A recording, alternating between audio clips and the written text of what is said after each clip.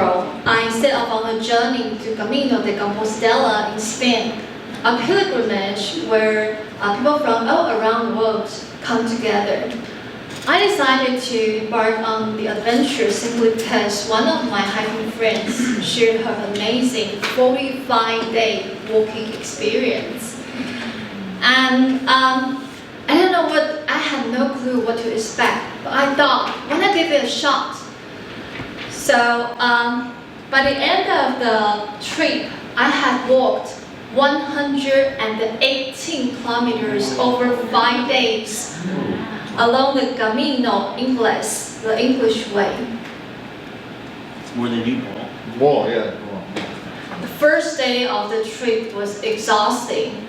I had followed the scalloped shell sign, which marked the way to the Cathedral of Santiago de Compostela, end up walking 30 kilometers over 8 hours from dawn until dusk.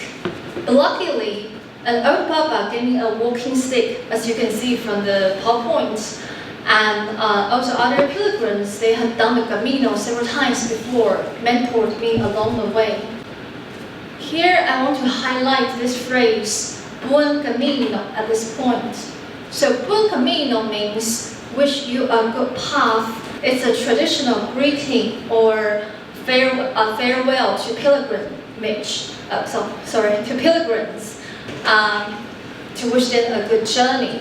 So I had constantly heard people saying Buen Camino to me along the way, which warmed my heart throughout the whole journey. The next day was challenging too, with multiple steep hills up and down, and my mood has also changed dramatically. So one moment I was super excited talking to other pilgrims, but then as soon as I arrived at my Airbnb, I could barely move my legs. That evening, I shed a few tears while watching a Camino video on YouTube, not because I was emotionally touched, but because the back of my knees and feet were screaming. There was a short moment when I doubted whether I was physically and mentally ready for this trip, but I didn't want to give up. I persevered, and I carried my pen with me and kept walking. The next day, I devised a strategy that was discarding all the unnecessary items. Even though I packed quite light, but I still felt my backpack was really, really heavy.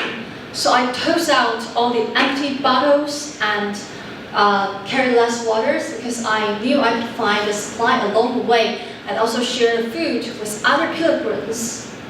I learned how to throw away and share some burdens in life.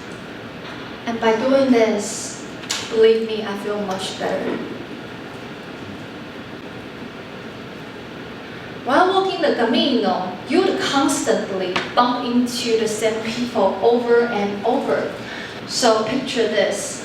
After walking 10 kilometers, there might be only one cafe within miles. So everyone was squeezing the same place for coffee and food. This is when conversation started flowing and people started sharing their own story. So I remembered an 80-year-old grandpa told me it was his 18th Camino. And it all started when his wife passed away 3 years ago. Suddenly he had no one. Instead of immersing himself in sorrow and loneliness, he started to walk. Through the journey, he found his healing. That is, his new family, the Camino family. We all got hurt and carry some scar in lives at some moments. And sometimes it takes a journey like the Camino to really confront those wounds, to let them breathe, and eventually they will be healed. The last day of the trip, I could feel everyone's joy. The mood was lightened up because people were getting close to the destination. After we all arrived in Santiago de Compostela, we hugged and congratulated each other. Hey, we made it! We made it! Jubilation filled the crowds.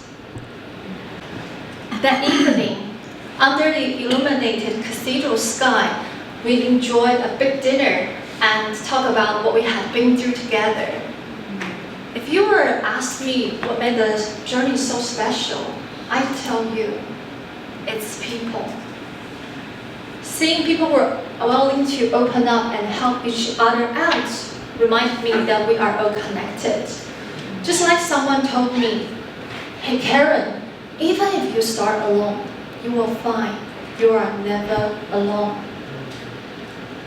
We exchanged our best wishes and made promises that we will meet each other again and bid farewell. Goodbye, my friends. Buen camino. Thank you.